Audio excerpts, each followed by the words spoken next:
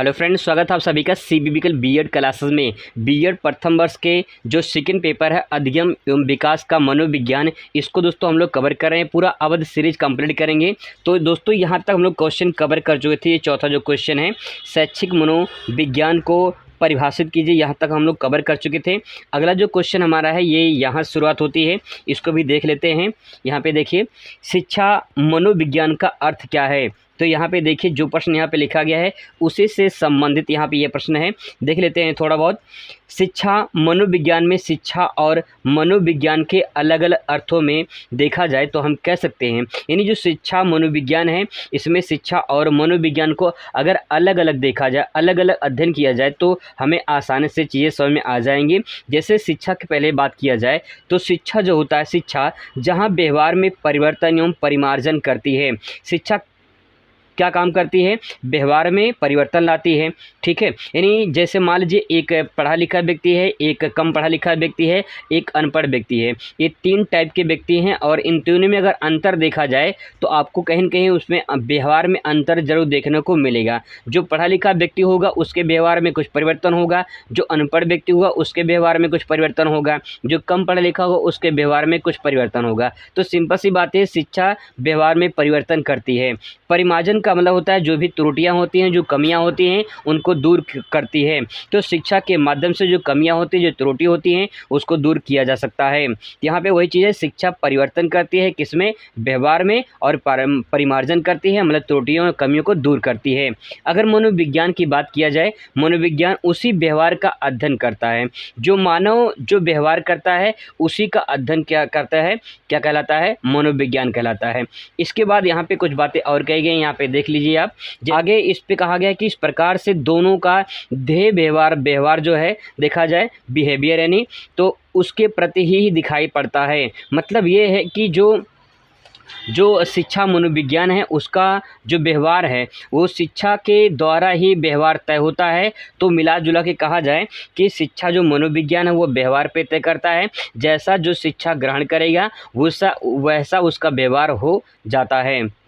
आगे कहा गया है, अतः ये सीखने या सिखाने या प्रशिक्षण क्रियाओं से संबंधित होता है जो इसके विभिन्न प्रश्नों का अध्ययन करता है। इस प्रकार यह मनोविज्ञान की एक शाखा है। शिक्षा मनोविज्ञान दो शब्दों से मिलकर बना है, शिक्षा और मनोविज्ञान। इसे सीधे तौर पर कहा जा सकता है शिक्षा संबंधी मनोविज्ञान ही शिक्षा मनोविज्ञान कहलाता है। यहाँ तक दोस्तों सिंपल से वर्ड में समझ सकते हैं। आगे अगला प्रश्न देखते हैं, क्वेश्चन नंबर 6वां। पिछड़े बालक का क्या अर्थ होता है? तो अगर बात की जाए कि पिछड़ा बालक क्या होता है तो इसको समझते हैं कि पिछड़ा बालक क्या होता है।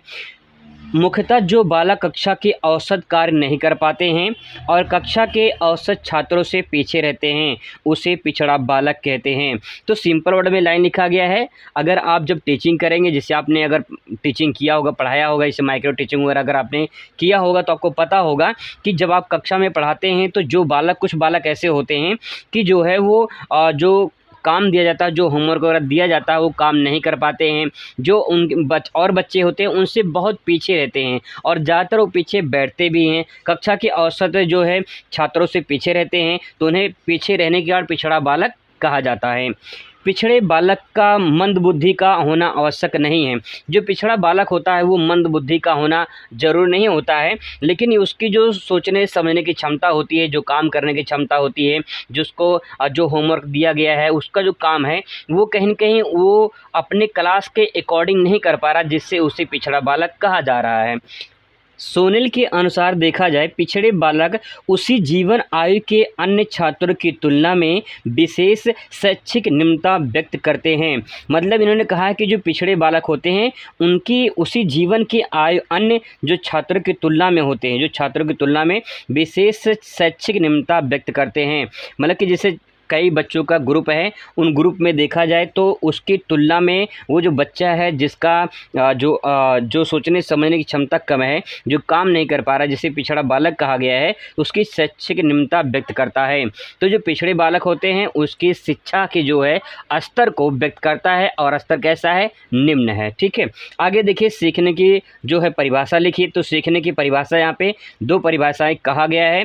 इसे अगर अधिगम की परिभाषा पूछ ले तब भी आंसर यही यही हो जाएगा। जैसे देखिए स्किनर ने कहा है, स्किनर के अनुसार कहा जाए सीखना व्यवहार में उत्तरोत्तर सामंजस्य की प्रक्रिया है।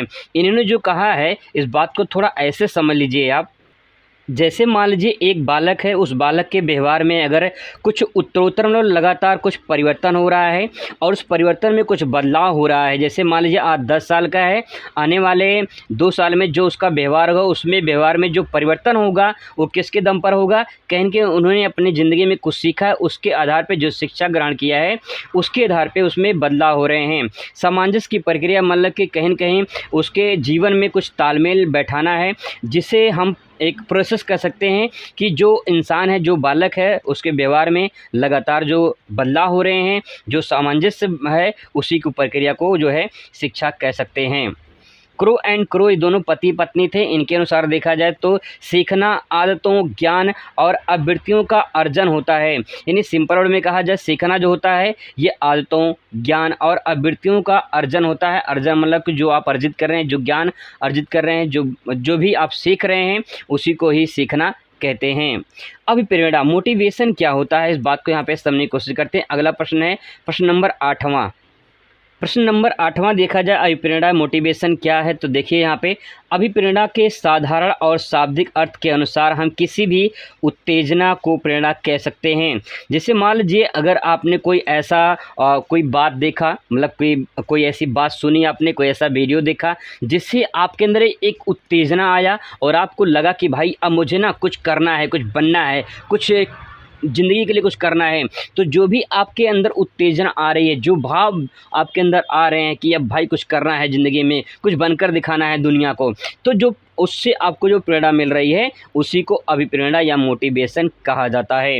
जिसके कारण कोई व्यक्ति प्रतिक्रिया या व्यवहार करता है। जैसे आपके अंदर कोई मोटिवेशन आया, आपने कोई वीडियो देखा, कोई बात सुनी, आपके अंदर एक उत्तेजना आई जिससे आपको प्रेरणा मिला कि भाई कुछ करना है, कुछ दुनिया को दिखाना है। जैसे आपके अंदर भाव प्रकट होगा उसके बाद आप जो है कोई प्रतिक्रिया देंगे, कोई व्यवहार करेंगे। जो प्रतिक्रिया व्यवहार करेंगे उसको हम कह सकते हैं कि आपके अंदर जो मोटिवेशन आया है उसी के आधार पर आया है। इस प्रकार की उत्तेजना आंतरिक और बाह्य दोनों हो सकती है। कभी कभी होता है जैसे मैंने कहा जैसे आपने कोई वीडियो देखा, कोई बात सुनी आपने, तो आपके अंदर से एक आवाज़ आएगी भाई कुछ करना है, कुछ बनना है। अब इसके बाद जब अंदर से आवाज़ आएगी तो आपके बाह्य में परिवर्तन, मतलब कि शारीरिक बनावट में कुछ परिवर्तन। जैसे मान लीजिए आप जो है अपने शरीर में कुछ अपने बनावट को जो है अपने जो शरीर है आपकी उसको सुधारना चाहते हैं, या फिर अपने जो है पहनावे हैं उसको कुछ बदलना चाहते हैं। तो आपने किसी को देखा, उससे मोटिवेशन मिला और आपने अपने जो है पोशाक में या फिर अपने हाव भाव में, अपने आचार विचार में, अपने व्यवहार में कुछ परिवर्तन लाना चाहते हैं, तो बाह्य हो जाएगा। और जो आपके अंदर एक उत्तेजना आए कि भाई कुछ करना है, तो वो आंतरिक और बाह्य दोनों हो सकता है। किंतु मनोवैज्ञानिक दृष्टि से प्रेरणा एक मानसिक प्रक्रिया होती है। यह एक आंतरिक शक्ति है जिसमें व्यक्ति अपने अंदर से किसी कार्य को करने के लिए अप्रेरित होता है। इस प्रकार प्रेरणा को प्राणी के शरीर यंत्र की चालक शक्ति कहा जा सकता है जो व्यक्ति को व्यवहार करने के लिए प्रेरणा देती है। यानी जो इतना लाइन कहा गया है इसमें यह है कि जब आप कोई बात सुनते हैं, कोई वीडियो देखते हैं मोटिवेशन का, तो आपके अंदर एक उत्तेजना आती है कि कुछ करना है, कुछ बनना है। अब वो कह सकते हैं कि वो मानसिक प्रक्रिया होती है जो आपके अंदर एक ऐसी शक्ति उमड़ कर आती है जिससे लगता है कि भाई कुछ अब कर देना है, दुनिया को दिखा देना है। तो ऐसी जो शक्ति आती है उसे चालक शक्ति कहा जा सकता है जो व्यक्ति को व्यवहार करने के लिए प्रेरणा देती है। जैसा आपके अंदर उत्तेजना आएगा वैसा आप जो है व्यवहार करेंगे।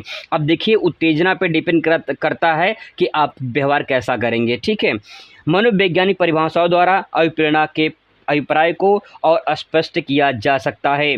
तो देखिए लावेल के शब्दों में कहा जाए तो अभिप्रेरणा एक ऐसी मनोवैज्ञानिक आंतरिक प्रक्रिया है जो अभिप्रेरणा है या जो मोटिवेशन है ये क्या है, एक मनोवैज्ञानिक या आंतरिक प्रक्रिया है जो किसी आवश्यकता की उपस्थिति में उत्पन्न होती है।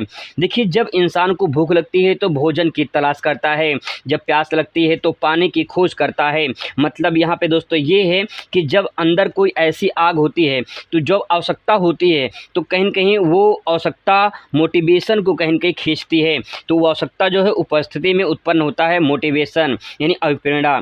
वह ऐसी क्रिया की ओर गतिशील होती है जो आवश्यकता को संतुष्टि करे। मैंने अभी आपको एग्जाम्पल माध्यम से बताया कि अगर भूख लगी है तो आप भोजन की तलाश करेंगे, प्यास लगी तो पानी की तलाश करेंगे, तो जो आवश्यकता होती है उसकी तलाश करेंगे और उसी जगह जाएंगे जहाँ उसकी संतुष्टि हो जाए। तो यहाँ पे दोस्तों जो बातें कही गई हैं वो बात यहाँ पे कहा गया है कि ये जो आवश्यकता होती है उसी को संतुष्ट करती है। आगे गुड के अनुसार देखा जाए तो प्रेरणा कार्य को आरंभ करने, जारी रखने और नियमित करने की प्रक्रिया है। तो यहाँ पे देखिए जो मोटिवेशन है, जो प्रेरणा है एज अ प्रोसेस है, एक प्रक्रिया है।